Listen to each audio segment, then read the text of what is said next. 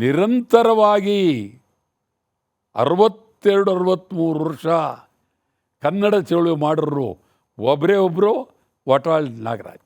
Super. ನಿರಂತರವಾಗಿ ಒಂದಿನ ಬಿಡದೆ.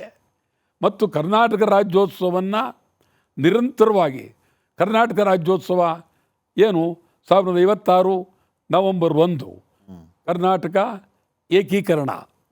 ಎಷ್ಟು ಜನಕ್ಕೆ ಗೊತ್ತು ಕರ್ನಾಟಕ ಏಕೀಕರಣ ಎಲ್ಲಾಯಿತು ಅಂತೇಳಿ? ಬೆಂಗಳೂರಿನ ಸೆಂಟ್ರಲ್ ಕಾಲೇಜ್ ಮೈದಾನದಲ್ಲಿ ಕರ್ನಾಟಕ ಏಕೀಕರಣ ಆದದ್ದು. ಆವತ್ತು ನಿಜಲಿಂಗಪ್ಪನವರು, ಹನುಮಂತಯ್ಯನವರು, ಜಯಚಾಮರಾಜ ಒಡೆಯರ್, ಕಡಿದಾಳ ಮಂಜಪ್ಪ ಇವರೆಲ್ಲರೂ ಅವತ್ತು ಇದರಲ್ಲಿ. ಪಿ ಕಾಳಿಂಗರಾವ್ ಭಾಳ ಅದ್ಭುತವಾದಂಥ ಮಹಾ ಹಾಡದಲ್ಲಿ ಭಾಳ ಅದ್ಭುತ. ಅವರು ಅವತ್ತು ಮೊದಲು ಅವರು ಆಕಾಶವಾಣಿಯಲ್ಲಿ ಬರ್ತಾ ಇತ್ತು. ಉಯ್ಲುಗೋಳ್ ನಾರಾಯಣರದ್ದು ಉದಯವಾಗಲಿ ಚೆಲುವ ಕನ್ನಡ ನಾಡು ಬರ್ತಾ ಇತ್ತು. ಬೆಳಗ್ಗೆ ಎದ್ದರೆ ಆಕಾಶವಾಣಿ ಬರ್ತಿತ್ತು. ನಿಮಗಿಂತ ಮುಂಚೆ ಆಯ್ತಲ್ಲ, ಉದಯವಾಗಲಿ ಚೆಲುವ ಕನ್ನಡ ನಾಡು. ಅಲ್ಲಿ ಉದಯವಾಯಿತು ಚೆಲುವ ಕನ್ನಡ ನಾಡು ಹಾಡಿದ್ರು.